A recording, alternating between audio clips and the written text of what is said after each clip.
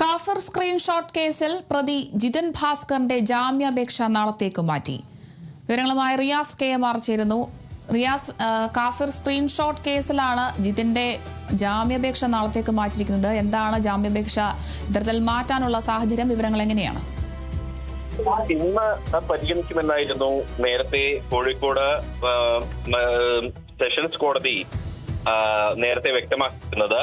അതിന്റെ അടിസ്ഥാനത്തിൽ ഇന്ന് കോടതിയിൽ ജിതിൻ ഭാസ്കറിന്റെ ഉൾപ്പെടെ അഭിഭാഷകരെത്തിയെങ്കിലും കേസ് പരിഗണിക്കുന്ന ജഡ്ജ് അവധിയാണ്. അതുകൊണ്ടാണ് കേസ് നാളത്തേക്ക് മാറ്റിയിരിക്കുന്നത്. വടകരയിൽ ലോക്സഭാ തെരഞ്ഞെടുപ്പ് കാലഘട്ടത്തിൽ ഏറെ കോളിളക്കം സൃഷ്ടിച്ച സംഭവമായിരുന്നു വ്യാജ കാഫിർ സ്ക്രീൻഷോട്ട് പ്രചരിപ്പിച്ചത്. ഈ സംഭവത്തിൽ SIT അന്വേഷണം തുടങ്ങിയതിനു പിന്നാലെയാണ് ഡിവൈഎഫ്ഐ വടകര ബ്ലോക്ക് കമ്മിറ്റി അംഗമായ ജിതിൻ ഭാസ്കറിന്റെ പങ്ക് വ്യക്തമായത്. തുടർന്ന് ജിതിൻ ഭാസ്കർ ആണ് ഇത് ഏറ്റവും ആദ്യം പങ്കുവച്ചത് എന്ന ഒരു തെളിവ് SITക്ക് ലഭിച്ചു. അതിന്റെ അടിസ്ഥാനത്തിൽ SIT ജിതിൻ ഭാസ്കറിനെ അറസ്റ്റ് ചെയ്യുകയായിരുന്നു. ജിതിൻ ഭാസ്കർ ഇപ്പോഴും റിമാൻഡിൽ തുടരുകയാണ്. അതിനിടെ പോലീസ് കസ്റ്റഡിയിൽ വാങ്ങുകയും കൂടുതൽ തെളിവെടുപ്പ് നടത്തുകയും ചെയ്തിരുന്നു. മാത്രമല്ല, ജിതിൻ ഭാസ്കറിന് ജാമ്യം നൽകരുത് എന്നാവശ്യപ്പെട്ട് അന്വേഷണ സംഘം കോടതിയിൽ റിപ്പോർട്ടും സമർപ്പിച്ചിട്ടുണ്ട്. അത് നേരത്തെ ഇത് മൂന്നാമത്തെ തവണയാണ് ജിതിൻ ഭാസ്കറിന്റെ ജാമ്യാപേക്ഷ ജില്ലാ സെഷൻസ് കോടതി മാറ്റിവെക്കുന്നത്. അതിനു മുൻപ് വടകര 1ാം ക്ലാസ് ജുഡീഷ്യൽ മജിസ്ട്രേറ്റ് കോടതി ജിതിൻ ഭാസ്കറിന്റെ ജാമ്യാപേക്ഷ തള്ളിയിരുന്നു. അത് കഴിഞ്ഞാണ് ജിതിൻ ഭാസ്കർ ജാമ്യ അപേക്ഷയുമായി ജില്ലാ സെഷൻസ് കോടതിയെ സമീപിച്ചത്. നാളെ വീണ്ടും കോടതി ഈ ജാമ്യാപേക്ഷ പരിഗണിക്കും. ശരി, വ്യക്തമാണ്. എന്തായാലും കാഫിർ സ്ക്രീൻഷോട്ട് കേസിൽ പ്രതിയായിട്ടുള്ള ജിതിൻ ഭാസ്കറിന്റെ ജാമ്യാപേക്ഷയാണ് നാളത്തേക്ക് മാറ്റിയിട്ടുള്ളത്. വിവരങ്ങൾ നൽകിയത് റിയാസ് KMR ആണ്.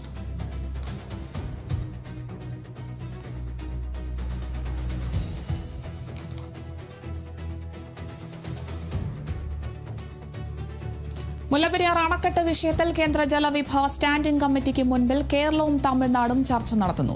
വിഷയത്തിൽ പ്രശ്നപരിഹാരത്തിനാണ് കേന്ദ്ര ജലവിഭവ വകുപ്പ് മന്ത്രാലയം ശ്രമിക്കുന്നത്. കേന്ദ്ര ജലവിഭവ വകുപ്പ് standing committee chairman Rajiv Pratap റൂഡിയാണ് ഇപ്പോൾ കേന്ദ്രത്തിന്റെ ഭാഗത്തു നിന്നും എത്തിയിട്ടുള്ളത്. We have also called the officers there, and since it is a subject which is matter sub judice with the Supreme Court, and Supreme Court has constituted a committee to look after it, JB has been raising, and many more MPs from the state have been raising this issue. Members from Tamil Nadu also have been raising this issue.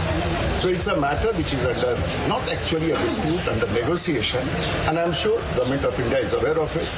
And this is a very important. There is a treaty between the two states which is under scrutiny and review, and I'm sure it is going to come out best possible. Well, Kerala is part of the country, a very important state, one of the most beautiful states. It's a heavenly state. And of course, we have other states also. Tamil Nadu is again a very important state. So whatever is good for the people of southern region will definitely be a part of the agenda for the central government. വിവരങ്ങളുമായി ബിനീഷ് ആന്റണി ചേരുന്നു. ബിനീഷ്, എന്തായാലും മുല്ലപ്പെരിയാർ അണക്കെട്ട് വിഷയത്തിൽ ആശ്വാസകരമായ ഒരു വിവരം ലഭിക്കാനുള്ള സാധ്യതയുണ്ടോ? കേരളത്തിന്റെ ആവശ്യം അംഗീകരിക്കാൻ തമിഴ്നാട് സർക്കാർ തയ്യാറാകുന്നതിനുള്ള സാധ്യത എത്രത്തോളമാണ്? അരുണിമ, ഏതായാലും കേരളം ഉറ്റുനോക്കുന്നത് ആ വിഷയത്തിൽ ഏതെങ്കിലും ഒരു ശാശ്വത പരിഹാരം ഉണ്ടാകുമോ എന്ന് തന്നെയാണ്. ഏതായാലും മുല്ലപ്പെരിയാർ വിഷയത്തിൽ കേന്ദ്ര ജലവിഭവ മന്ത്രാലയം എല്ലാ കക്ഷികളുടെയും നിലപാടുകൾ കേട്ട് പരിഹാരം കണ്ടെത്താനാണ് ശ്രമിക്കുന്നതെന്നാണ് പാർലമെന്റ് സമിതി അംഗം രാജീവ് പ്രതാപ് റൂഡി പറയുന്നത്. വിഷയം നിലവിൽ സുപ്രീം കോടതിയുടെ പരിഗണനയിലാണെന്നും കോടതി നിയോഗിച്ച സമിതിയും ഇത് പരിശോധിച്ചു വരികയാണെന്നും അദ്ദേഹം വ്യക്തമാക്കി. കൂടാതെ കേരളവും തമിഴ്നാടും രാജ്യത്തിന്റെ പ്രധാന സംസ്ഥാനങ്ങളിൽ ഒന്നാണെന്നും ഇരു സംസ്ഥാനങ്ങളിലെയും ഉദ്യോഗസ്ഥരുടെ അഭിപ്രായങ്ങൾ കേൾക്കുമെന്നും രാജീവ് പ്രതാപ് റൂഡി പറഞ്ഞു.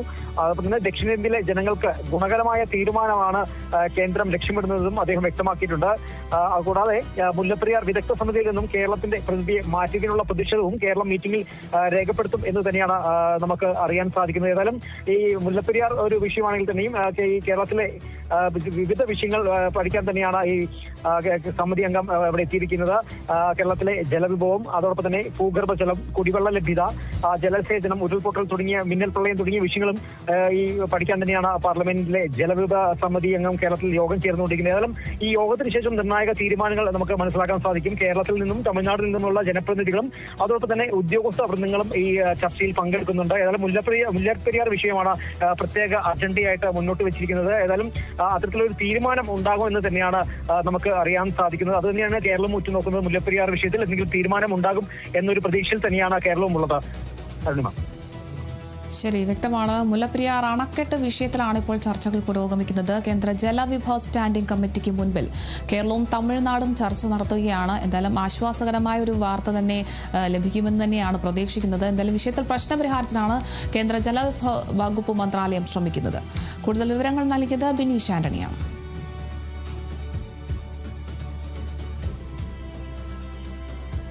കപ്പ കേസിൽ കൌൺസിലർ സുഗതൻ ജയിലിലായ പശ്ചാത്തലത്തിൽ തിരുവനന്തപുരം കോർപ്പറേഷനിൽ UDF പ്രതിഷേധം. മതിൽ ചാടിക്കടന്ന് പ്രവർത്തകർ. വിവരങ്ങളുമായി അപർണ ചേരുന്നുണ്ട്.